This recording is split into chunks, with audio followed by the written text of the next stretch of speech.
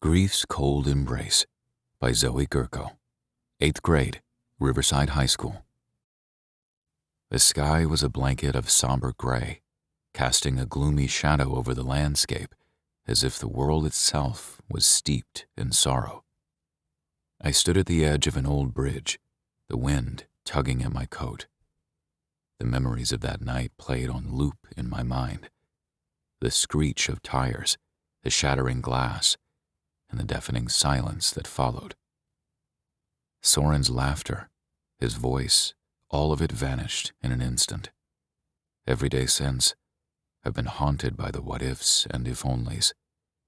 The guilt is a constant weight on my chest, a reminder of the friend I failed to protect. I wish I could go back, make a different choice and save him. But all I have now are these painful memories and the ache of his absence.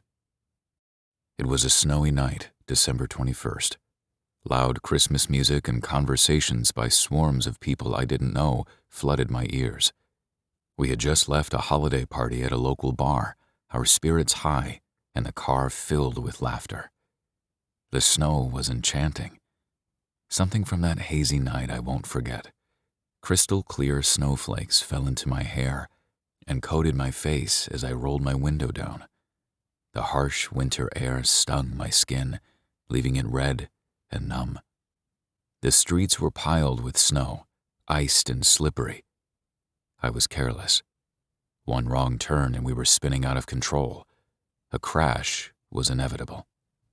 I survived with barely a scratch, but Soren, he wasn't so lucky. The paramedics say he didn't suffer, but that doesn't ease the pain. Every Christmas since has been a reminder of what I've lost and what I've taken from this world. As I stood there, lost in the solitude of my grief, I yet again recounted the unfortunate events of that cold, dark night.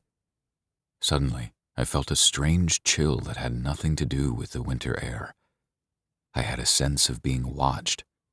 I turned, and there in the shadows was a figure cloaked in darkness. Could it be that my grief had summoned a spirit? Some sort of phantom? Ghost? Or was this just another trick of my tormented mind? The ominous figure stepped closer without me moving a muscle.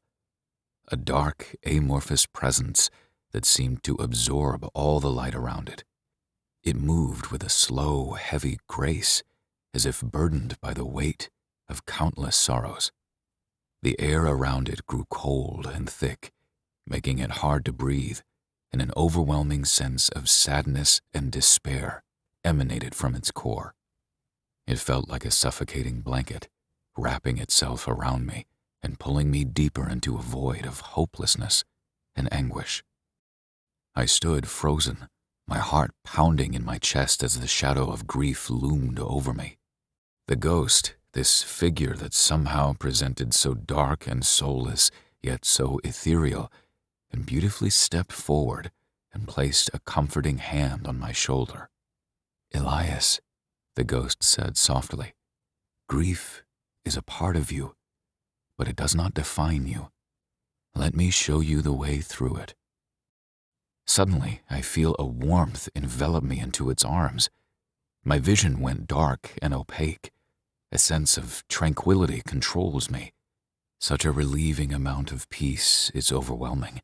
My head is spinning, and the world around me is filled with colors. And at once, it ends. I find myself on a quiet moonlit street. The ghost leads me to the scene where everything happened. The familiarity of it frightens me. How could something I replay in my mind every day have such a shocking effect once it's in front of me? However, this time, it was different. The area was filled with mere observers, unseen and untouched by the events unfolding before them. I watched as my past self and Soren drove down the road, familiar laughter filling the car. That same glistening snow plummeting from the sky, even more breathtaking from afar. My heart dropped in my stomach, and I felt a lump in my throat as I saw myself take the turn that ended it all, when all the magic of the night had abruptly stopped. My eyes swelled with tears of regret as I watched the crash happen again. This time, I see more than just the tragedy. I see the love and friendship that had defined my relationship with Soren. The ghost turned to me. Though no expression lies on its nebulous face, I could sense the gentleness and care it held. You cannot change what happened that night, Elias, but you can choose how to carry it with you. Let Soren's memory be a source of strength, not sorrow. As the scene faded around me, I felt the same peace I felt earlier, a sort of peace I hadn't known in a long while. The shadow of grief still lingered in my conscience, but it no longer suffocated me, like its arms had been around my neck all these years, and I finally needed to tell it to let go. I know I can't change what happened that night, but I can change the way I deal with it.